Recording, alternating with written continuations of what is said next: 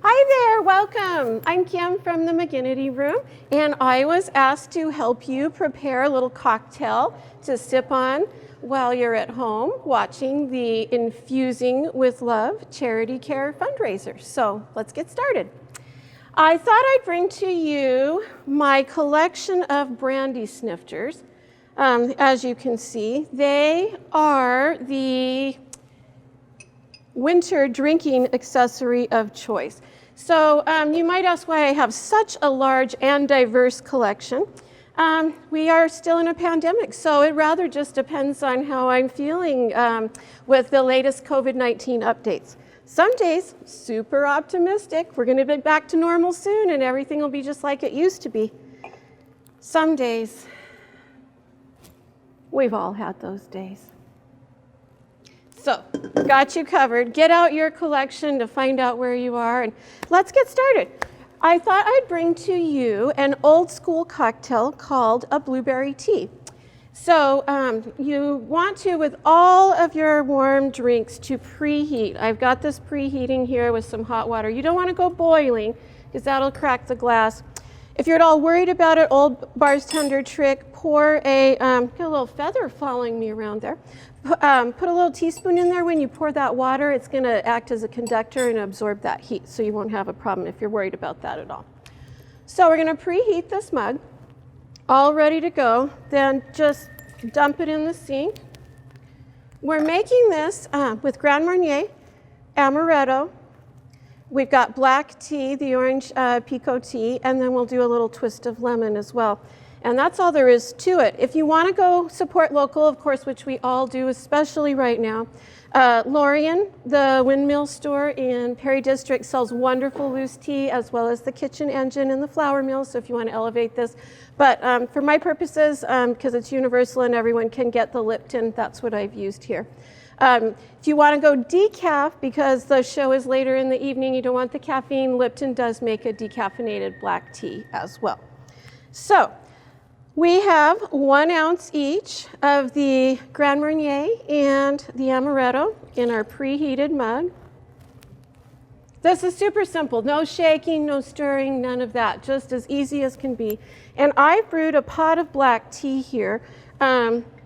Not everybody has, so you can see my fancy receptacle, but head on over and get one. I'm absolutely mad for this. And remember, we are in a pandemic, so anytime you can fancy up a little bit, it just doesn't hurt a thing. So then I'm just going to pour my tea in here, right to about there.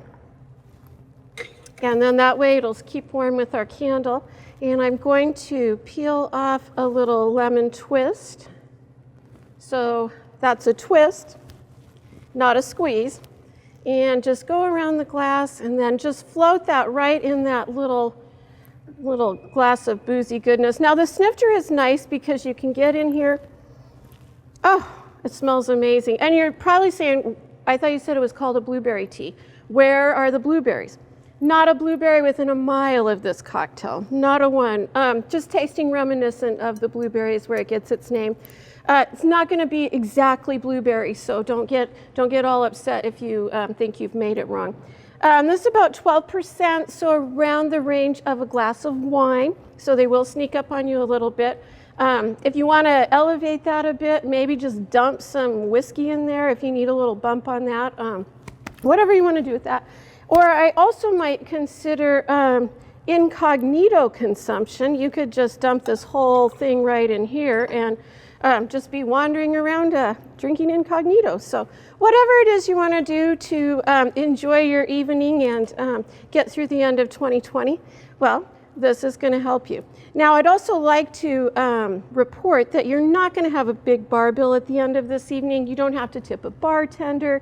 You don't have to get a new dress or anything of the sort. So you're going to have a little extra money to spend on the charity, and I can't urge you enough to help out All Heart Infusion. They do amazing work. I so appreciate what they do every single day out there. So cheers with this one. I'm going to have a little sip of this, and then I have another surprise for you. Stay tuned. Oh, it's good. Took the chill right off. Well, let's step over here, guys. Let me get back to the super exciting news about the pretzel. What's going on with the crock pot, you might be asking me? Well, I am an old school bartender, and this is an old school crock pot. I'm guessing circa 1970 from the color. So I am offering you a bonus drink to get you all the way through to the other end of the holiday season and right on till the end of 2020, which is what we're all kind of going for. So I don't know why you wouldn't get out your crock pot, keep it lounging on your counter for the rest of the year. What I've done here, I'm just going to tell you, I've made red wine hot chocolate, and it is fantastic. I'm super excited about it. So you might think that it seems like a bad idea to dump an entire bottle of wine in a crock pot, then get some chocolate chips, rip open the bag, throw those in there. Then we're going to add 6 cups of milk. All these recipes you'll be able to find on our link. Some sugar, a little bit of Saigon cinnamon, and some Madagascar vanilla. I add those items not necessarily because I'm so mad for their flavor, but because the very act of saying Saigon cinnamon and Madagascar vanilla makes me feel super international and like there's hope that one day again we might be able to go anywhere in the world we want. But for now, we've got our crock pot, our Saigon cinnamon, our Madagascar vanilla. And then, of course, some unsweetened hot cocoa. So again, to support local, no one's paying me to do any of these things. This is just where I went. Lorien, the Windmill Store has the hot cocoa. It's organic, it's delicious. Kitchen Engine has Madagascar vanilla. And then, of course, the Lorien also has a wonderful selection of your bulk herbs that are super fresh. So, and of course, just grab any bag of chocolate chips. It doesn't matter. Just dump it all in there. So what you're going to do, put it on high. Stir it a couple of times throughout the simmering process. Hour and 10 minutes, and it's all ready to go. I find, I did a little test run on this, and I would say it's at its best, at its peak, around an hour, 20 minutes, hour, 30 minutes, so you start serving it up then. I know this will come to you as funny, but should there be any left over, it does reheat beautifully, so you can just put it in the fridge and then, I don't know, right after breakfast or whatever, the Zoom meeting's going on, you can just pluck this out and start having a little more chocolate. So let's just ladle some of this up in here. Now you can dress this up, you guys, little chocolate shavings, I don't know, get out a blowtorch and scorch yourself a marshmallow or whatever you want to do. Fill that up, and it is, I've made quite a mess out of it, but not to worry. You'll be neater when you're pouring yours.